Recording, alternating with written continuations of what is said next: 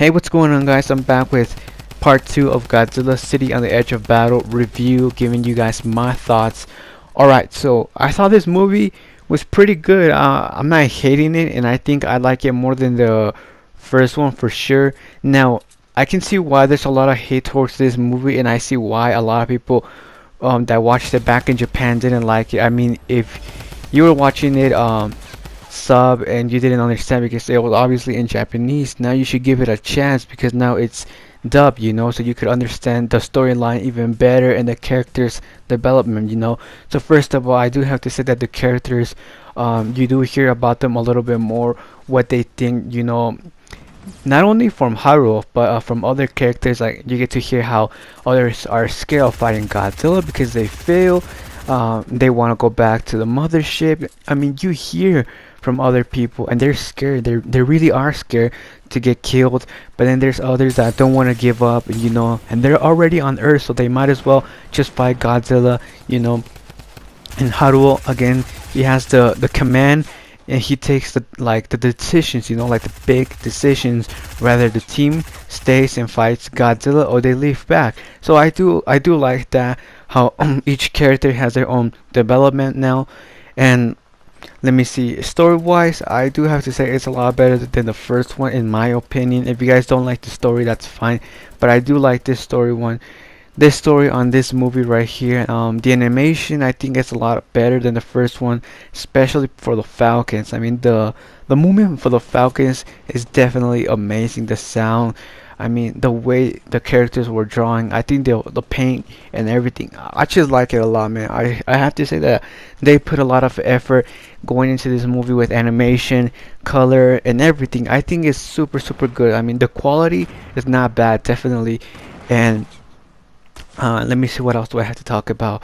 Okay, now I can understand why on Facebook a lot of people are saying it's a waste of time. This movie is garbage. I hate this movie. Why were they promoting this movie with Mechagodzilla if Mechagodzilla wasn't even in this movie? Okay, I can understand why you're mad because Mechagodzilla wasn't in this movie. But in the way he is, in the way if you saw this movie, obviously Mechagodzilla turned into a city. And it's not just a ridiculous, stupid story that you get like, oh, we're not putting Mechagodzilla, but we're putting Godzilla City. No, you actually get a background story of why Mechagodzilla took this route, why he turned into a city. It's not just like a story where you're like, oh, Mechagodzilla turned into a city because people created him as a city. No, Mechagodzilla chose to be a city because he was thinking smart, to take down Godzilla Earth. So there's a background to why everything is done in this movie. You're not just getting a story just because it's stupid, No, everything in this story happens for a reason. Like Haruo, he takes the hardest decisions towards the end. Now, the beginning starts off slowly, and then you get well, actually, the beginning starts with a lot of drama, a lot of story, and then towards the middle slash end, you get like a slow storytelling, and then towards the end, like the final act, you get a lot of action. So I think it does kind of like, how can I tell you? Okay, so in a way, it actually makes up for the lack of action towards the end, because towards the end we get all the action that we actually needed to see. And that's what I really really like about this movie, that it starts off with the story in the background that we all would have loved to see. Because in the first episode, a lot of people had so many questions, and I think in this episode those questions got answered. But then again, we're left with many more questions and theories that could potentially happen in the future. So I would have to rate this movie like a 7.5, maybe an 8, but it's between a 7.5 and an 8, because for reals, I think the story was a lot better. Now, obviously, if you're a kid or a teenager, you're not going to understand this movie. You're not going to enjoy it because obviously, as a kid or a teenager, you're expecting a lot of action. You're expecting more action, the storytelling, and I could understand like adults, someone who's 20, 18 and above, actually enjoying this movie because your mentality changes. The older you get, you want a story rather than action. But then again, that could be my personal opinion. I'm just giving you guys my thoughts, what I think for this movie. So your opinion could be different from mine, and that's absolutely good. That's your thoughts, your opinion. So we're good, man. So anyways, moving on. I do like how Haruto had to take the hardest decisions. He had to take two hard decisions right here in this movie. It was either kill Godzilla Earth so the planet could be safe, or sacrifice himself, sacrifice his girlfriend, sacrifice the people he loves in order to bring back Mechagodzilla or Godzilla City and give it more power. And if you guys did not know, I'm just going to explain real fast. Mechagodzilla can actually grow with the nanotech, but the more animals or the more monsters slash humans it kills, the more the nanotech expands. So in a way, it's like expanding and expanding the more it eats, and it gets more powerful. So in order to kill Godzilla Earth, a lot of people had to sacrifice themselves. So many things have to happen that Haruto was against.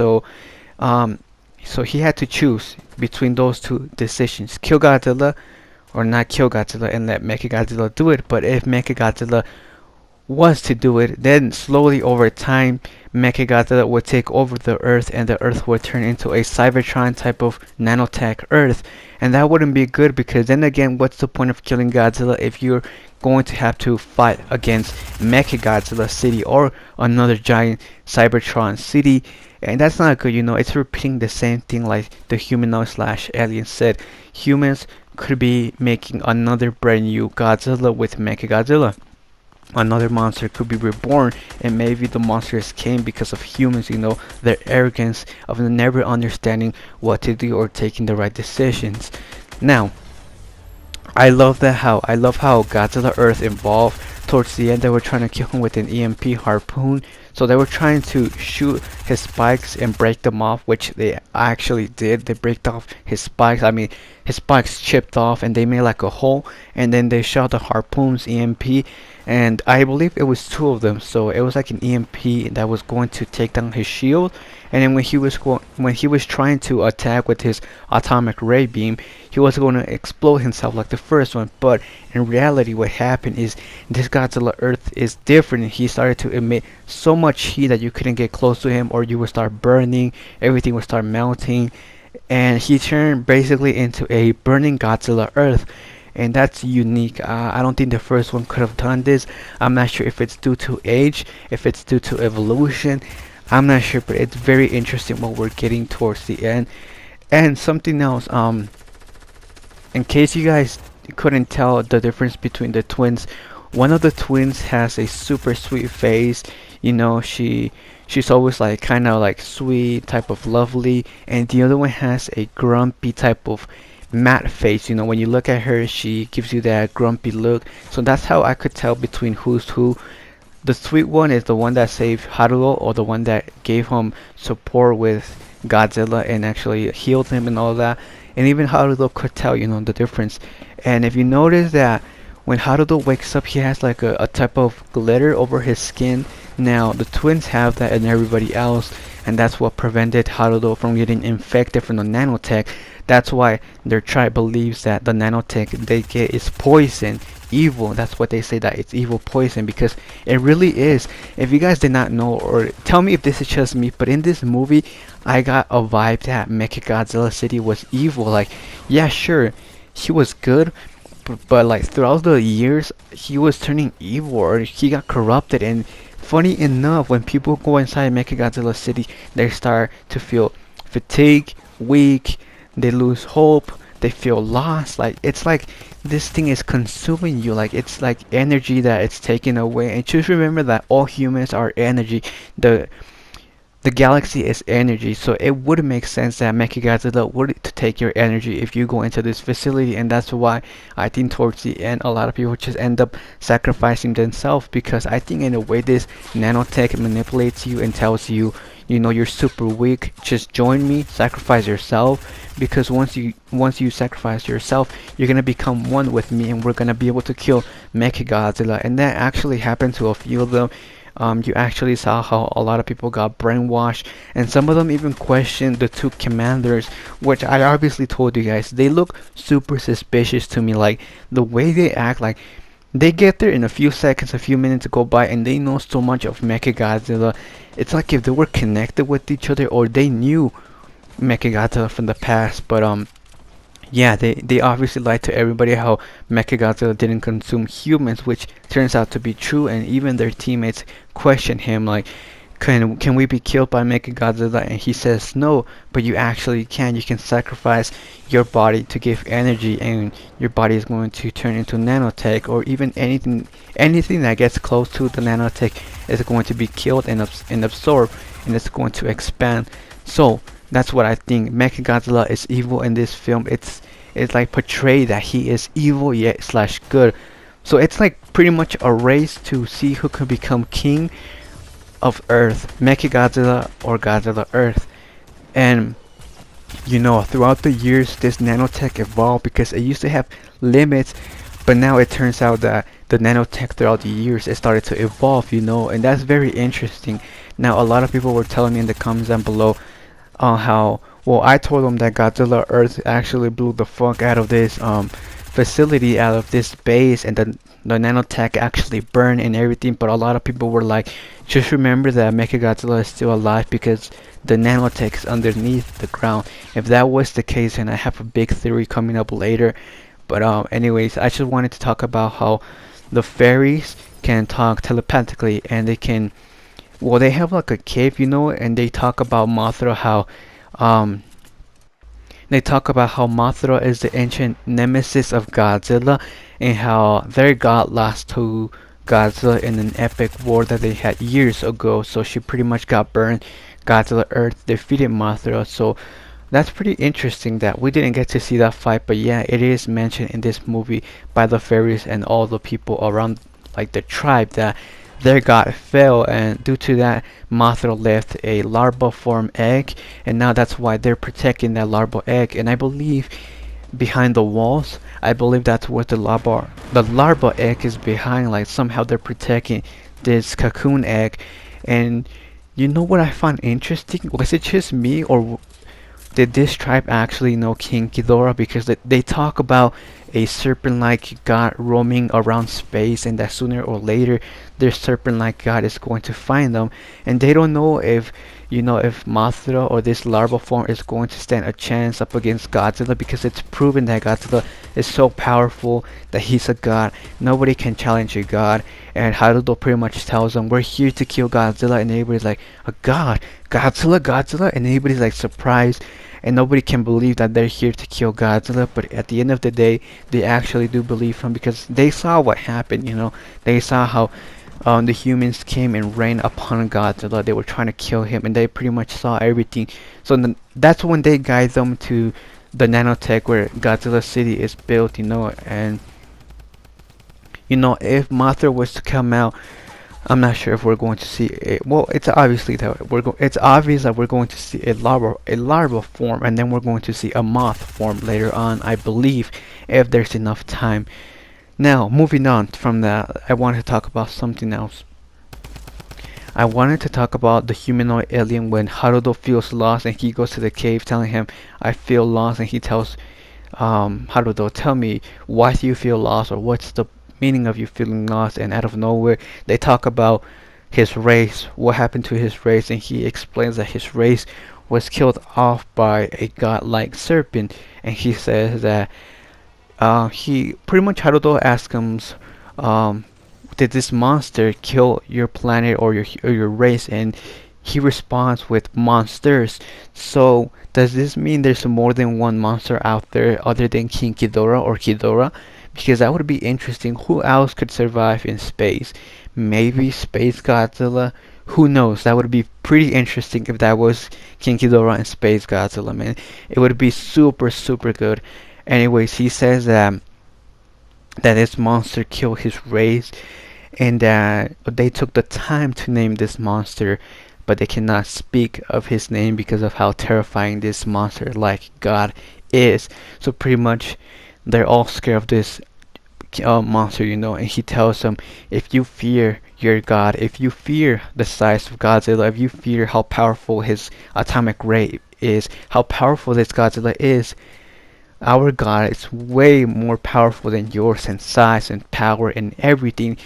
And he says pretty much that this Godzilla Earth compared to his God or their destroyer is a baby. Pretty much Godzilla is like a little teenager or a little baby versus an adult, you know, and I find that super interesting. Does this mean that King Ghidorah is gonna be super, super large, super powerful, super destructive, not caring what he sees? Whatever he sees, he kills. Whatever he touches, he annihilates. Who knows, man? But those words or the words that he said, I cannot remember exactly, but it was something like that. I mean, it sounds badass, man. It sounds like Ghidorah is a planet eater, and it makes sense how a lot of people were saying that, like the third installment is going to be called Godzilla Planet Eater, and it makes sense because if Ghidorah is way larger, way powerful, it makes sense why his planet from the alien type humanoid was destroyed, you know, because he is the destroyer of planets. He eats planets, you know, and he's somewhere out there in space roaming. And I'm pretty sure for the third installment, Ghidorah is going to find Earth and he's going to see the destruction going on because remember, Godzilla is emitting a lot of heat, so he's obviously going to detect Godzilla. But then my question is, how is Godzilla going to stand up against Ghidorah and Mothra? Yeah, he has a lot more power. His size increased, but remember that the humans destroy his spikes. There's a wound left on his back. He doesn't have any more spikes. So what's the deal? How is he going to fight now that he's weakened? So we're going to have obviously a weak Godzilla fight against Ghidorah or Mothra. So I'm not sure how this is going to work. Or probably he's going to evolve and grow spikes and turn himself into a volcano like and probably erupt or evolve. Who knows? He can turn even more bigger, you know. Moving on, what they did with the Falcons was absolutely amazing. I love what they did with them. Even though they were small, they packed a lot of power into Godzilla. Their movement, their sound was pretty badass. And I was 100% correct. If you guys remember back in my video, I made a theory that probably they were going to use those robots to merge it with the nanotech and upgrade them. Well, it turns out to be true. I was right, man. So that's a pretty good about it, and I'm happy that I got it right. So moving on, I want to talk about a theory or something that I saw that was pretty interesting. At the beginning of the movie, when Haruto was trying to read signs for his mothership, when he was trying to regroup with the ship, right? He reads this type of heat source coming out from this asteroid slash meteor, and if you notice, there was like type of leaves or snake-like plants, and that reminded me so much of Biolante. Now, I believe this is not the monsters because if you notice in the second part, the monsters do come down to this crate and start feeding on those type of snake-like tentacles. So obviously those tentacles and those monsters are not one together. This monster is a different monster, and it cannot be the nanotech. The nanotech, you know, has a certain type of different sound. It sounds different, like machine-like, you know. And this thing looks like serpent-like. So I wonder if that's Biolante. Are they hinting that Biolante is coming? So that's pretty much it, guys, and I have another theory that I might talk about that has to do probably that we could potentially see Mecha King Ghidorah or Mecha Godzilla Earth, but that's pretty much it. If you guys enjoyed this video, like, comment, and subscribe. Thank you.